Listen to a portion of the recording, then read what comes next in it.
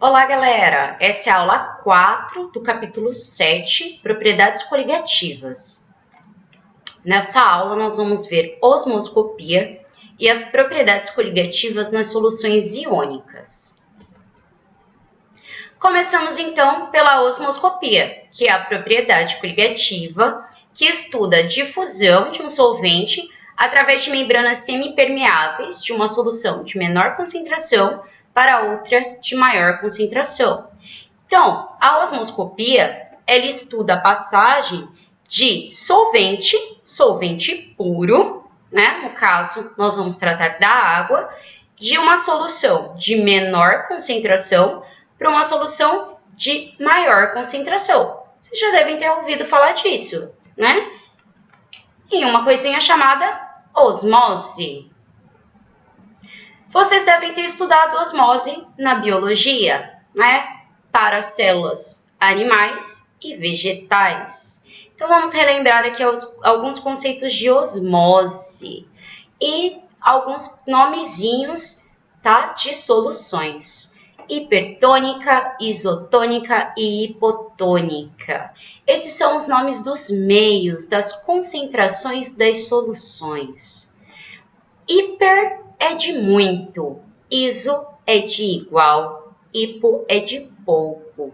Nós estamos falando aqui de concentrações de soluções. Então, uma solução hipertônica é uma concentração de solução muito forte quando comparada com outra.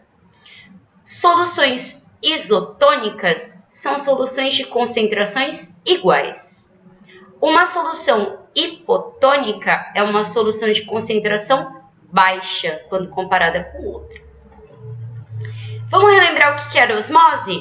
Osmose lá na célulazinha animal e vegetal era a entrada e a saída de água, né? O que acontecia com a célula animal ou vegetal quando você colocava ela no sal ou na água? Vocês lembram? Será que é a mesma coisa que acontece na química? Será que a osmose na biologia e na química são iguais? São iguais. Só que ao invés de estudar com células, nós vamos estudar em um recipiente. Aqui a nossa membrana, que é uma membrana semipermeável, não é a membrana da célula, mas ela faz exatamente o mesmo papel, que é uma membrana semipermeável. Ela permite a passagem do solvente, passagem de água, mas ela não permite a passagem dos sólidos, das partículas, do soluto não volátil. Como é que acontece o fenômeno da osmose? O que é a osmose? A osmose é a passagem do solvente puro, de um meio menos concentrado para o meio mais concentrado. Então, aqui nós temos um exemplo, tá? De um recipiente com uma membrana semipermeável que permite a passagem do solvente, mas não permite a passagem das moléculazinhas de glicose. De um lado eu tenho uma solução com uma concentração baixa de glicose, tem poucas moléculas de glicose. Do outro lado eu tenho uma solução com muitas moléculas de glicose, muito concentrada. Então aqui eu tenho uma solução hipertônica e aqui eu tenho uma solução hipotônica. O que vai acontecer? Naturalmente, vai acontecer a osmose, porque a osmose é um fenômeno natural. A água vai sair deste lado e vai passar para o outro. Ela vai passar pela membrana e vai vir para esse lado aqui, até um determinado momento. Que momento é esse? Até o momento em que as concentrações fiquem iguais, tá? Ou até o momento que a água acabe. Isso é osmose. Nós precisamos entender também pressão osmótica. O que é pressão osmótica? Bom, quando a água passa de um lado para o outro, aqui, pela minha membrana semipermeável, essa passagem, ela tem uma força, ela tem uma pressão, tá? ela tem uma pressão, ela tem uma força. Se eu não quiser que isso aconteça, eu preciso exercer uma força do lado contrário, que é esse lado aqui, em cima do lado onde eu tenho a maior concentração, a solução de maior concentração, e essa força é uma pressão. Se eu exercer uma pressão aqui para impedir a osmose, essa pressão tem que ser igual, tá, à força da osmose. Isso é pressão osmótica. Aqui nós temos outros exemplos para mostrar quão forte tem que ser essa pressão, que é o seguinte. Aqui nós temos uma solução 0,1 mol por litro de NaCl, que é uma solução um pouco concentrada. E desse outro lado nós temos uma solução 0,3 molar, também é pouco concentrada. A osmose vai acontecer desse lado para esse, com uma determinada força. Se eu quiser impedir a osmose, eu tenho que aplicar uma pressão do lado de maior concentração, do lado para onde a água iria, que seria aqui. Se eu aplicar a pressão, eu impeço a osmose, desde que a pressão osmótica, a pressão que eu aplico aqui, seja igual a essa força aqui, que é a pressão da osmose, a força da osmose. Agora, eu tenho outra solução. Eu tenho uma solução 0,1 mol por litro desse lado e uma outra concentração, 1 mol por litro. É bem mais forte que essa. Repara, essa é 0,3. Essa é 1. É bem mais forte. Então, a tendência da osmose nesse lado, nessa solução aqui, é bem maior. Então, a força com que a osmose acontece aqui é maior do que nesse caso. Então, a pressão osmótica aqui também tem que ser maior. A osmometria também pode ser calculada. E ela é calculada usando a equação de Clapeyron, que é a P vezes V igual a nRT. Lembrando que N é a quantidade de matéria do soluto, R é a constante universal dos gases, T é a temperatura absoluta em Kelvin, e P é a pressão, e V é o volume. Agora, nós vamos adaptar para a pressão osmótica, porque nós não temos essa pressão, né? É o que nós queremos descobrir. A pressão osmótica, ela é o π. Como é que nós vamos calcular? π vezes o volume vai ser igual a nRT. Vamos isolar o nosso π para encontrar a pressão osmótica. Vai ficar N sobre V vezes R vezes T. Mas nós sabemos que N sobre V é igual à molaridade. Então, nós conseguimos encontrar uma fórmula para a pressão osmótica, que é pressão osmótica é igual a molaridade vezes R vezes T. Molaridade vezes a constante universal dos gases vezes a temperatura.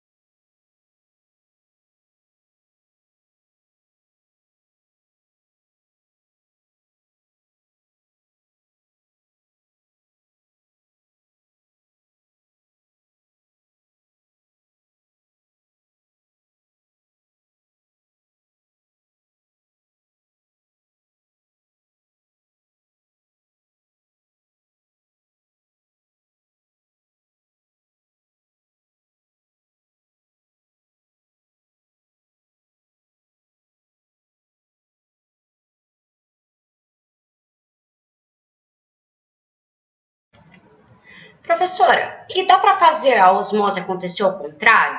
Sair da solução de maior concentração e ir para a solução de menor concentração? Dá, chama osmose reversa. Como é que a gente faz isso? A osmose reversa, ela acontece se você aplicar uma pressão maior que a pressão osmótica. Ou seja, se a gente aplicar aqui do lado em cima, né, do lado da solução de maior concentração, uma pressão maior que a pressão osmótica, bem maior, tem que ser uma pressão muito alta, eu consigo fazer com que a água, né, o solvente, saia da minha solução de maior concentração de sais, por exemplo, e vá para a solução de menor concentração. E isso é um método que é usado hoje em dia, por exemplo, para fazer purificação de água. Eles pegam água muito rica em sais ou água do mar e aplicam uma pressão maior que a pressão osmótica e isso faz com que a água passe pela membrana semipermeável, faça osmose reversa e saia do outro lado, né, sem os sais. Isso pode servir também para fazer água ultra pura, para purificar a água. Coloca a água com alta concentração de sal, altíssima concentração de sal, aplica-se uma pressão altíssima e se faz com que somente a água, passe para o outro lado. E assim você tem água pura e somente sal aqui desse lado, um sal umedecido. Agora nós vamos para as propriedades coligativas nas soluções iônicas. Primeiro, o que tem de diferente nas propriedades coligativas das soluções iônicas para as soluções moleculares? É importante a gente lembrar e deixar claro que as propriedades coligativas, elas não estão relacionadas com a natureza do soluto. Então, não importa se o soluto é molecular ou se o soluto é iônico, tá? A propriedade coligativa, ela funciona da mesma forma. A propriedade coligativa está relacionada com a quantidade de partículas. Mas então, o que tem a ver a propriedade coligativa da solução iônica? Por que a gente vai estudar separado? Porque as soluções iônicas, elas têm um detalhezinho importante, que é o seguinte: os solutos iônicos, eles sofrem dissociação, a dissociação iônica. Nós temos alguns solutos moleculares que sofrem ionização, que é o caso dos ácidos. E eles fazem soluções iônicas também, porque solução iônica é solução que tem íon. O que isso traz de diferente? Isso traz de diferente o seguinte: os solutos que sofrem ionização ou dissociação, eles aumentam o número de partículas em solução. Eles podem dobrar, triplicar, quadruplicar, enfim, eles aumentam o número de partículas por conta da ionização ou da dissociação. Vamos ver aqui, ó, o HCl, por exemplo. Quando o HCl entra em contato com a água e sofre ionização, ele se ioniza em H+, o H3O+, e Cl-. Cada mol, um mol de HCl, forma um mol de H3O+, o H+, e mais um mol de Cl-. Ou seja, cada um mol do ácido forma 2 mols de partícula. Ou seja, ele vai ter um efeito coligativo diferente, porque tem mais partícula em solução. Na dissociação também, ó, temos aqui um soluto iônico, o NaOH, que é uma base. Cada um mol de NaOH se dissocia em um mol de Na e um mol de OH-. Então, ele forma 2 mols de partícula em solução. Aqui nós temos mais exemplo. O ácido sulfúrico. Cada 1 mol de ácido sulfúrico forma 2 mols de H+, mais 1 mol de SO4 menos 2. Aqui nós também levamos em consideração o alfa, tá? Que é a ionização. A gente está falando que ele se ioniza 100%, quer dizer que 100% das moléculas que eu coloco vão fazer isso aqui, ó. Isso é outro dado importante. E levamos em consideração o quê? Que é o que diz que ele vira, ó, 3 partículas, quer dizer que cada um se torna 3. Então, ó, uma molécula do ácido sulfúrico se torna 2 cátions e 1 ânion. 3. Se eu tiver 100 moléculas, eu terei 200 cátions e 100 ânions. Ou seja, 100 moléculas do ácido vão me dar 300 íons. Estou aumentando o número de partículas. Então, quando eu tiver uma solução iônica, eu vou ter que usar um fator de correção para os meus cálculos, certo? Esse fator é esse Izinho aqui. Esse Izinho que é calculado da seguinte fórmula. 1 mais alfa, que é o grau de dissociação, vezes Q, que é a soma das quantidades de matéria obtida a partir de 1 mol das partículas dissociadas, que é o que a gente faz na dissociação, quantas partes ele se divide, menos 1. Então, nós vamos usar esse Izinho ao final de todos os nossos cálculos. Esse é o fator de correção de Van Hoff. As nossas fórmulas para calcular as propriedades coligativas, elas vão ser as mesmas, elas não mudam, tá? Só que ao final agora, nós multiplicamos elas, ó, pelo I, pelo fator de correção. Então, na tonometria, nós continuamos usando a mesma fórmula da tonometria, mas multiplicamos pelo I, se a nossa solução for iônica. A ebuliometria, mesma fórmula, multiplicamos pelo I, fator de correção. Criometria, mesma fórmula, multiplicada pelo I. Osmometria, mesma fórmula, multiplicada pelo I. Essa é a nossa aula, nosso conteúdo, e agora vocês ficam com as atividades complementares. Façam as atividades para a sala, da página 36 e 37, e as atividades complementares da página 38 e 39. Até a próxima!